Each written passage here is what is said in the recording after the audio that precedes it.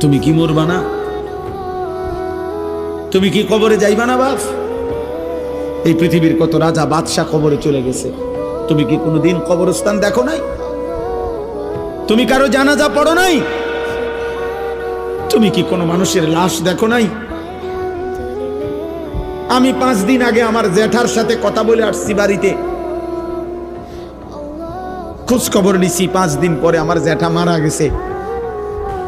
আমি জ্যাঠার দিকে তাকাইয়া বাড়িতে গিয়া দেখছি আমার এই সেই মানুষটা যার সাথে আমি কথা বলছি, উনি নাই, চুপ হয়ে গেছে, হাত নড়ে না, পাও নড়ে না। আমি জানাজা পড়াইছি আমার জ্যাঠার, তো জানাজার আগে আমি আমার জ্যাঠার কবরটা খালি, তখন কবরে রাখে নাই।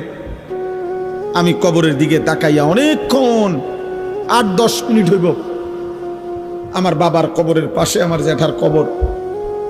আমার আব্বা আগে ইন্তেকাল করছে। আমার জ্যাঠার কবরের দিকে তাকাইয়া অনেকক্ষণ খালি কবরের দিকে তাকাইয়া ছিলাম। তাকাইয়া আমার মনে হইল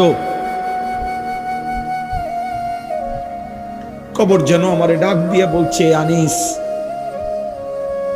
আমার কাছ থেকে 1 মুঠ মাটি দিছিলাম আমি তোমার জ্যাঠারে বানাইবার জন্য, আজ আমার মাটি আমি ফেরত নিলাম।